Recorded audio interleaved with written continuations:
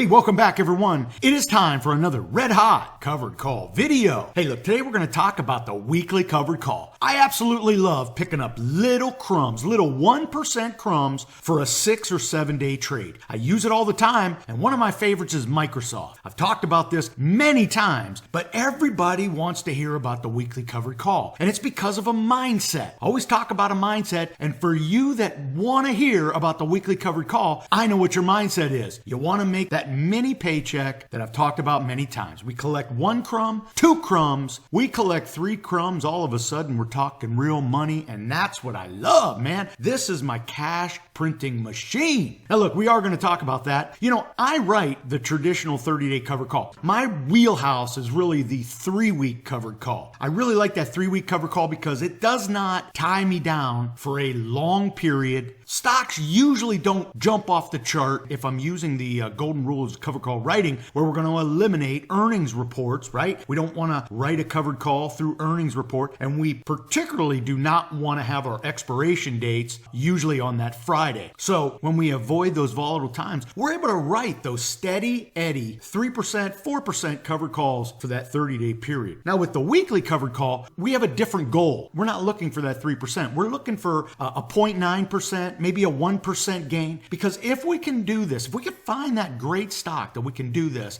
every single week, man, could you imagine? Could you imagine making 52 weeks of 1% gain? Yeah, me neither. You can't. What I've experienced is you can probably do it 25 times, maybe 30 times. I think last year with Microsoft, I did it 24 times. It wasn't with much heavy lifting. Once you learn it, once you understand it and feel comfortable with it, look, you're going to see how I made my decision here, and it's not rocket science. Quite frankly, it's all about what is the chart telling me. I want to play that short-term 1-week covered call, and I'm going to show you what I was thinking about. You're going to see the world through my eyes. But hey, look, before we get going, if you like what you're hearing at the channel, you got to subscribe to the channel. It's right there, and it's free. And hey, look, if you like this video today, I ask you to bang that like button because it lets me know you like what I'm doing. And what we're doing is this. I absolutely love the off YouTube discussion, and we're doing that at Facebook. Look, I don't sell you nothing. What I love to do, I go to Facebook a lot, and I just love to socialize. And I'll tell you this, I always click over to my CTP Dashboard page, and I love seeing the comments. I'll go to my inbox. You guys have the best question, and I'll tell you what, I try to get to them. But look, you can't be a part of the off YouTube discussion without going to Facebook and following my CTP Dashboard page. Go to facebook.com, search CTP Dashboard. You'll see the conversation we're having, like-minded community at the CTP Dashboard. Now look, let's go ahead and get to today's video,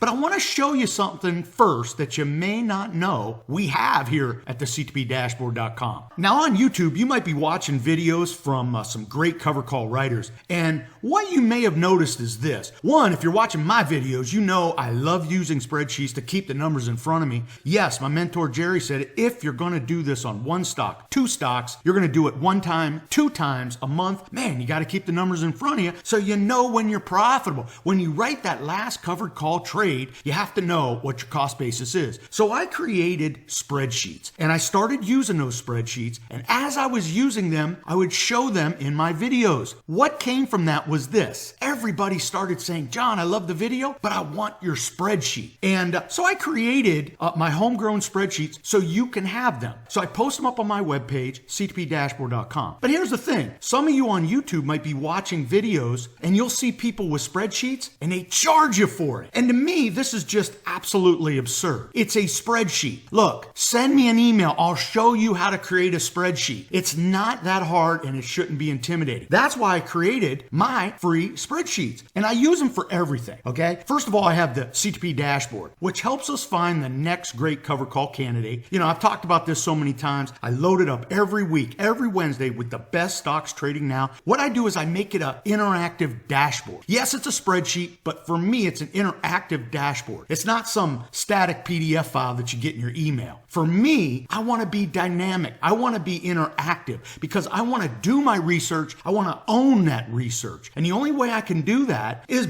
with the dashboard because I load it with the best stocks and then I'm able to search. Then I'm able to highlight the ones that I want, maybe by price, maybe by earnings date, and then I'm able to do the various jump links to get the information that's going to give me that feedback I need to start me on my due diligence, right? Because we're always going to do our due diligence. We don't just willy-nilly buy a stock that's on some list. And I definitely hope you're not just willy-nilly picking a stock from the CTP Dashboard and buying it. What I want you to do is download the dashboard. It's free. I don't charge you nothing. And begin your research. One of the best features of the CTP Dashboard is searching by price. Because a lot of people tell me, look, I only have 5,000, maybe 10,000. Well, that means if you're going to own 100 shares, you can only buy stocks at a certain price. I love sorting them by the price, and I have them highlighted, so it makes it even better. Look, I want you to go there. I want you to download your free copy. Now, look, I also have Buyback Calculators where you plug in the numbers. And in fact, if you notice with my spreadsheet, every single spreadsheet where we have to put in some data, I highlight it in yellow. And I show you exactly how to use these spreadsheets with my how to use videos. So when you want to use a spreadsheet, there's a video that goes with it that shows you how to use it. Because remember, these are homegrown. I created these myself and I use them myself. All these spreadsheets I use, like my cost basis tracker, I use this all the time. This is my favorite one because when I buy a stock and I write multiple covered calls and cash secure puts on my favorite stocks, man, I plug in the debt on one side and then all the credits on the other,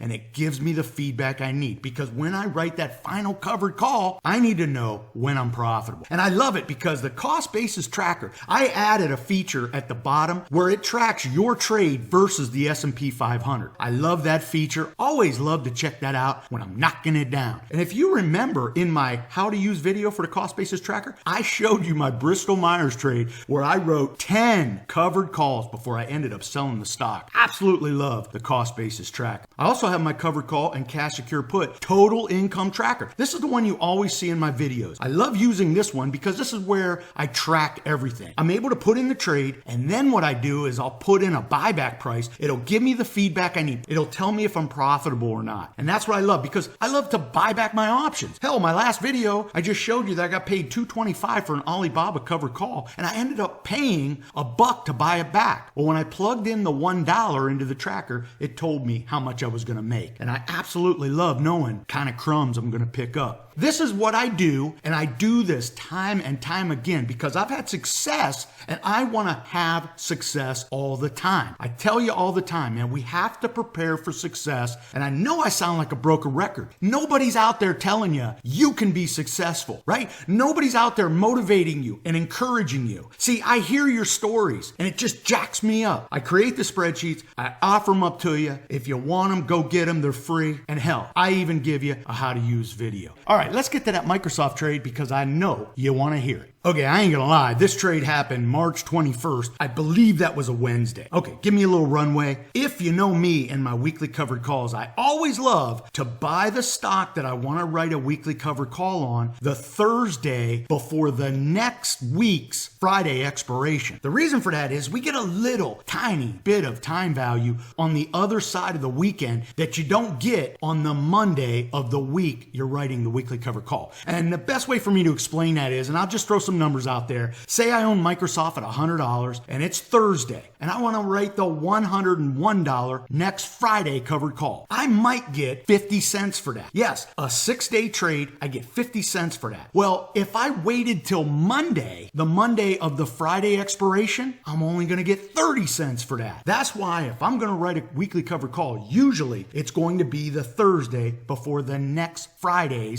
week's Friday's expiration. So in this case, that's what I did back on March 21st. Now, Microsoft was trading at around 117x, and I have some profit in Microsoft. My cost base is about 104. So if my shares are taken away in this very short 6-day trade, I take the profits and I move on. But this is how I saw the trade. This is you seeing my world through my eyes. So the stock's trading at about 117x. You could see it right here. On March 21st, it hits 117x, and quite frankly, it's had this tremendous rally up. And it's Microsoft. It doesn't move in 10-point increments. It'll move $1 here, $1 there. So for it to rally from 112 up to 117, man, I'm thinking this is an awesome time to write that topside covered call. What does a topside covered call mean in John's world? It means that Wall Street is going to take profits at some point. Now, I don't know when they're going to take it, and I could be wrong, right? And in this case, you could even see Microsoft rockets higher. Well, I play this a lot, and I know when Microsoft moves that high, that quick, Wall Street pockets some profit. And because this is a short 6-day trade, I was going to bet that Microsoft was not going to get to 119. My shares would not be taken away. And that's exactly what happened. When I wrote the covered call, yes, Microsoft did move higher, but then it starts to peel back. And as it peels back, remember what happens in that short window covered call. It's called time decay. And if you look at a time decay chart, here's our expiration. This is how it works. On that last week of time decay, on that last week of the option, the time value of the option is just going to come out of it, right? An option has real money and time value. And as the last week happens, all that time value starts to shrink up. Well, if Microsoft's not trading above 119, there's no real money in the option. It's all time value. And as each day ticks off, that time value comes out of it. Quite frankly, that option goes from what I got paid all the way down to maybe 1, maybe 2 pennies. And that's when I love to come in at no cost, buy it back, pocket the crumbs, we keep the shares, we look to do it next week. Let me show you on my spreadsheet how that worked out. Now, as you can see, we're going to focus on that Microsoft trade right there, March 21st. Microsoft was trading at 117.38. I went ahead and wrote that 1 week covered call, the 119 strike. I had 300 shares, so I wrote 3 contracts. I only got 35 cents for that. Now, I know 35 cents doesn't sound like much, and there are a lot of covered call gurus out there to say, look, I wouldn't even write a covered call if I got 35 cents. But the way I see it is this, man. That is a crumb in my pocket. I'm going to play time decay. I'm going to play the weekly covered call. And in this case, if my shares were taken away, that was going to be a 1.68% gain in 6 days. And I'll tell you what, I'll take that every time. But in this case, I actually felt like it wouldn't finish above 119. I'd just keep the 35 cents and we'd pocket that crumb and move on. And that's exactly what we did. As you can see, Microsoft finished below 119. I didn't have to buy this option back. I pocket the 35 cents. I end up collecting $95, and that's minus fees. $95, I'll tell you this. If I gave you 9 $10 bills with a Lincoln on top, would you take it? Yes, I think you would. And if my shares would have been taken away at 119, man, that was going to be a $591 profit in a 6-day trade. And hey, my cost basis is 104, so I end up pocketing even more. So to finish this up, one of the themes in my videos is this. I love playing great S&P type companies that pay great dividends. Why? Because if I get stuck with the stock, hey, at least they're going to pay me while I'm holding it. But I love trading stocks that trade in a trading range. And as you can see, Microsoft does that like a champ. Chevron does that as well, and there are many others. I'll tell you, man, I got my eye on so many. But I love the trading range because I could usually bank on that trading range. And I'll tell you this, I got the question, John, how do you enter and exit trades so confidently? Let me tell you this. When you find that great stock that trades in a range, like as you can see Microsoft, you can sort of bank on these things. As Microsoft goes higher, it breaks resistance, but they peel it back for some profits. Wall Street will peel them back, take the profits, man. They don't think twice. But see, then the stock hits support and they rally it back up to the next resistance. And then if it breaks resistance, hey, they're going to take some more profits. Now look, it's going to go higher because Microsoft's a great company and the market's going higher. Now look, I don't write weekly covered calls every week. If anybody tells you they're doing 52 weekly covered calls on the same stock, no way. Now, they might have a basket of stocks and they're using one stock here and one stock there, and they could be writing weekly covered calls on their stocks, but trust me, I tried with Microsoft to write 35 covered calls. I was thinking, man, if I can make 1% and collect dividends, man, 35% a year, beating the market hand over fist. And what I found, it's tougher than what you think because the stock could be at support. Remember we talked about support? Which would give me seller's remorse because, man, if it's going to bounce off of support, I'd be writing a covered call. Chances are my shares would be taken away and I would miss out on the stock possibly going back to resistance. Now that's a short-term window. If I was doing a 30-day covered call and I was selling a covered call at the support line, well, I got 30 days to play that. And usually a stock like Chevron or Microsoft would go back to resistance and then back to support. Chances are I might be able to buy it back, or I have my shares taken away, the stock probably didn't jump off the chart. And I don't have seller's remorse. Hey, look, it's about a mindset. That mindset, letting our shares being taken away, means we made money. If you like this video today, bang that like button. It lets me know you like what I'm doing. Share the video, ring the bell. You have to ring the bell to get the email notification when I do my next red hot cover call video. Until next time, I hope all your cover calls are profitable.